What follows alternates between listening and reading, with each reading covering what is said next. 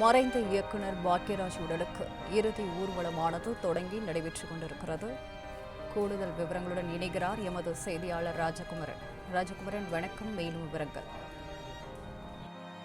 K. Bhagyaraj அவர்களை பொறுத்தவரை தன்னுடைய வாழ்க்கை முழுவதையும் திரைத்துறைக்காக ஒப்படைத்தவர்தான். குறிப்பாக அவருடைய வாழ்வில் சிறந்த கதாசிரியராக இருந்தார் என்பதை தொடர்ந்து பார்த்து வருகின்றோம். முக்கியமாக இந்த கதாசிரியர்கள், திரைப்பட எழுத்தாளர்கள், வசனம் எழுதக்கூடியவர்கள், அவர்களுக்கு திரைப்படங்கள் மூலமாக ஒரு ராயல்டி பங்குத்தொகை கிடைக்க வேண்டும் என்பதில் தன்னுடைய வாழ்நாள் முழுவதற்கும் குரல் கொடுத்தவர் கே. பாக்யராஜ். ஏனென்றால் ஒரு திரைப்பட பாடல் எவ்வளவு தூரம் ஓடுகின்றதோ அந்த அளவு அந்த பாடலை எழுதிய பாடலாசிரியருக்கும் இசைத்த இசைக்கலைஞருக்கும் கூட ராயல்டி கிடைக்கின்றது. ஆனால் ஒரு திரைப்படத்தினுடைய வசனகர்த்தாவிற்கு, குறிப்பாக இந்த பேன் இந்தியா மூவி என்பதாக திரைப்படங்கள் எல்லாம் இன்றைக்கு பரிணாமம் பெற்றுவிட்ட நிலையில் அந்த திரைப்படங்களுக்காக வசனம் எழுதியவர்களுக்கு எந்த தொகையும் கிடைப்பதில்லை. அதை மாற்ற வேண்டும், திரைப்பட எழுத்தாளர்கள் வாழ்வில் ஒளிவிக்க வேண்டும் என்பதுதான் கே. பாக்யராஜ் அவர்களின் கனவாக இருந்தது. இறப்பதற்கு முந்தைய நாள் மிகவும் கூட அதற்காகத்தான் அவர் உழைத்துக் கொண்டிருந்தார் என்பதை திரைப்பட எழுத்தாளர் சங்க தேர்தல் பணிகளை மேற்கொண்டிருந்த பொழுது அவர் நீண்ட நேரம் இரவு உறங்கவில்லை. அதன் பிறகுதான் மறுநாள் காலை நடைபெறுவது என்று மாரடைப்பால் காலமான இதை பார்த்து உணர்ந்து கொள்ள முடிந்தது. எனவே கே. பாக்யராஜ் அவர்களுடைய வாழ்நாள் தரவு என்பது ஒரு திரைப்படத்திற்காக உழைக்கக்கூடிய அனைத்து கலைஞர்களுக்கும், குறிப்பாக எழுத்தாளர்களுக்கும் அங்கீகாரம் கிடைக்க வேண்டும் என்பதாக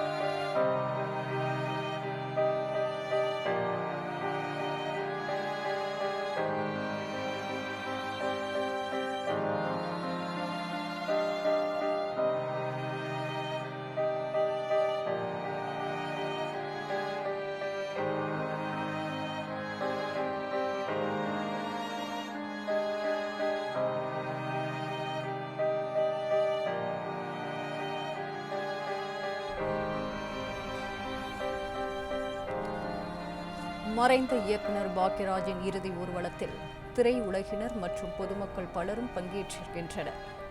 பாக்யராஜ் உடலுக்கு அண்ணா மேம்பாலம் மீது நின்று பொதுமக்கள் அஞ்சலி செலுத்துகின்ற காட்சியினையும் நம்மால் காண முடிகின்றது. கூடுதல் விவரங்களுடன் இணைகிறார் எமது செய்தியாளர் ராஜகுமரன். ராஜகுமரன், வணக்கம். மேலும் விவரங்கள். பாரதி ராஜாவினுடைய பட்டறையில் இருந்து வெளிவந்த கலைஞர்கள் ஏராளம். அதில் பாக்யராஜும் ஒருவர். இது மட்டுமல்லாமல் பாக்யராஜ் அவர்கள் மூலமாக திரைத்துறைக்கு அடியெடுத்து வைத்த கலைஞர்களும் இருக்கின்றார்கள். அவர்களுடைய பட்டியலும் நீண்டு போகும். பார்த்திபன் உள்ளிட்டவர்கள் எல்லாம் பாக்யராஜ் மூலமாக திரைத்துறையில் அடியெடுத்து வைத்தோம் என்பதை பலமுறை சொல்லி இருக்கின்றார்கள்.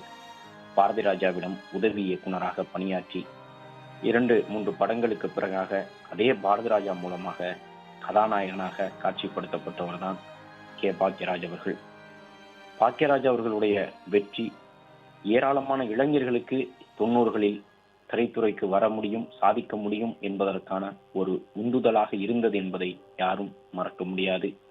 திரைப்பட நடிகர்கள் என்றால் இப்படித்தான் இருக்க வேண்டும், அவர்கள் தோற்றம் இத்தகையதாகத்தான் இருக்க வேண்டும், அவர்களால் மட்டும்தான் வெல்ல முடியும் என்று இருந்த அந்த இலக்கணங்களை எல்லாம் உடைத்து எறிந்தவர் பாக்யராஜ் அவர்கள்.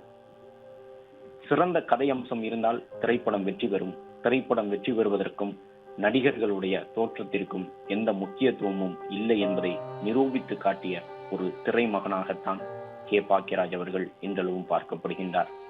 கண்ணாடி அணிந்து கொண்டு ஒரு கதாநாயகன் திரையில் நடித்து அந்த திரைப்படங்கள் வெள்ளி விழா கண்ட திரைப்படங்களாக பரிணாமம் பெற்றதென்றால் அந்த பாக்கியத்திற்குரியவர் பாக்யராஜ் மட்டும்தான் என்பதை பலரும் சொல்லுவதை கேட்க முடிகின்றது.